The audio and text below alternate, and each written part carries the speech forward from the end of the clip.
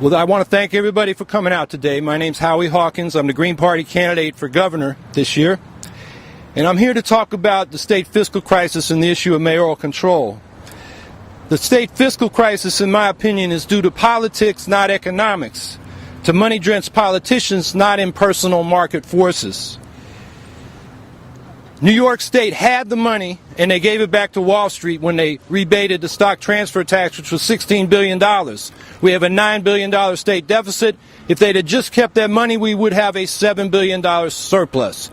So by refusing to tax the wealthy their fair share, and this comes from Andrew Cuomo as well as the Republicans, we are in a fiscal crisis that's totally unnecessary. We're also facing in Rochester and in Syracuse, and it's already been implemented in New York City, an effort for mayoral control of our public schools, dissolving our elected school boards and replacing them with a CEO top-down model authoritarian control. And I believe this is part of the same ginned-up corporate agenda, because there's no popular movement for mayoral control. This is coming from corporate interests that want to tap public revenues for their private profits. Our fiscal crisis is partly due to the revenue shortfall due to the economic recession, but the deeper problem are long-term tax cuts for the wealthy in the state over the last 30 years. As I mentioned, instead of a $9 billion deficit, we should have a $7 billion surplus if we just kept the stock transfer tax. If we also instituted the more progressive tax structure we used to have in the 1970s, 95% of New Yorkers would have a tax cut on their personal income tax, yet the state would raise $8 billion more.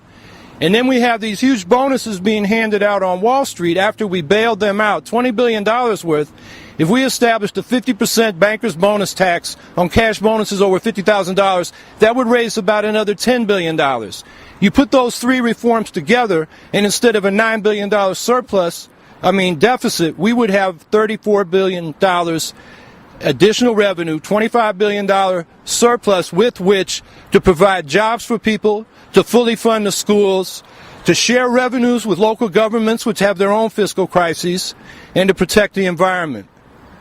And that is the priority. The basic issue in this campaign is whether state government is going to look out after the interests of the people, or they're going to look out after the interests of the big bankers. The other parties are putting forward a banker's agenda. The Green Party wants to put forward a people's agenda. The people who are being asked to pay for the fiscal crisis are the most vulnerable politically, the poorest people in the state. It's the working people, but particularly the working poor. So that's why we're here.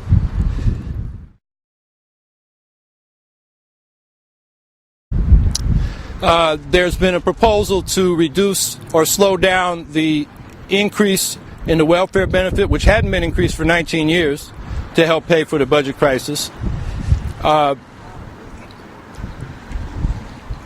The state is not providing the revenue sharing, which is supposed to under the revenue finance law, again, which would go to the counties, which means the counties have to cut back on what they are able to provide because they face their own fiscal crises.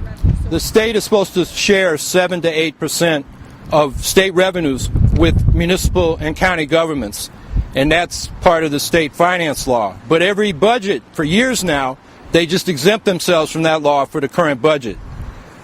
And I'm saying with the progressive tax reforms that we propose, there would be enough money to provide that revenue sharing with the counties, and they can use it to provide the services and the supports people need, as well as to reduce property taxes.